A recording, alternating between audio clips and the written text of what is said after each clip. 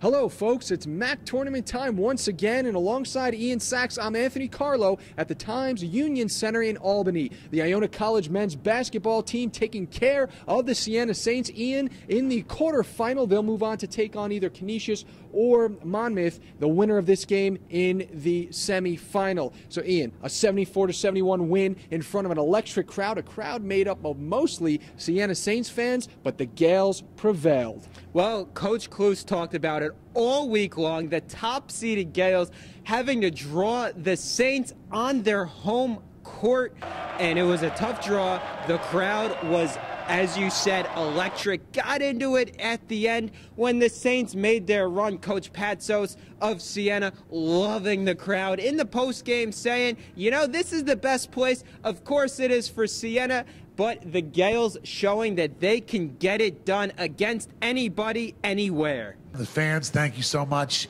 This is why the tournament should be in Albany, because that was a great game. Speaking of Coach Patsos, he had a lot to say about A.J. English. A.J. English leading the Gaels with 32 points. And there were NBA teams here tonight, including the Knicks and Spurs, maybe getting a little showcase of him. But it was his three-pointer with under a minute left that was able to ice the win for the Gaels. At that point, the Saints had cut the lead to 2 with just over a minute left, and A.J. stepped up to the plate. When the crowd started going wild, it was the ice in the veins, as Ken Reichman put it, of A.J. English that put the game on ice. The Gaels moving to see another day. I always look for Dave and Isaiah and the rest of my players and stuff like that, and they gave me the look, you know, to go ahead. So, I mean, I'm just thankful for the shot winning. A.J. English is a good player. I hope everyone enjoyed him, because he's going to be in the NBA next year. Because the Spurs, Knicks, Pacers, and Celtics were here today. And that guy's an NBA player. And I do know NBA players, because I've coached 10 of them. David Lowry and Isaiah Williams both with double-doubles in this game. David had 14 and 11 and Isaiah 16 and 11.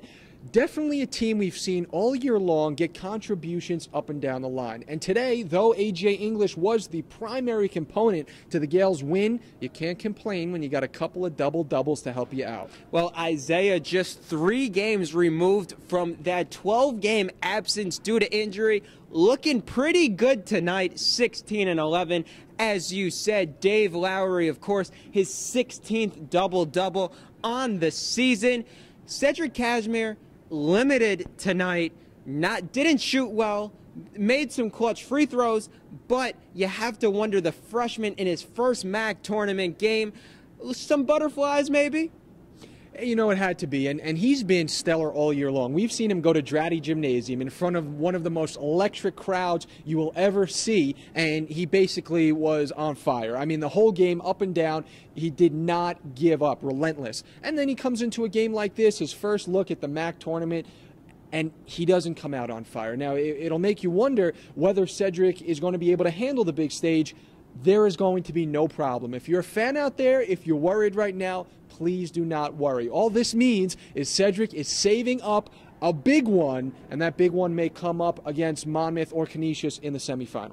Well, Iona's going to need contributions outside of their big 3 in Isaiah Williams, Dave Lowry, and A.J. English. So Cashmere could be that spark in the next game. 0 bench points tonight for the Gaels, something that Coach Kluse, you know, is going to look for. This team is not deep, but you do want to see at least some points coming from your reserves.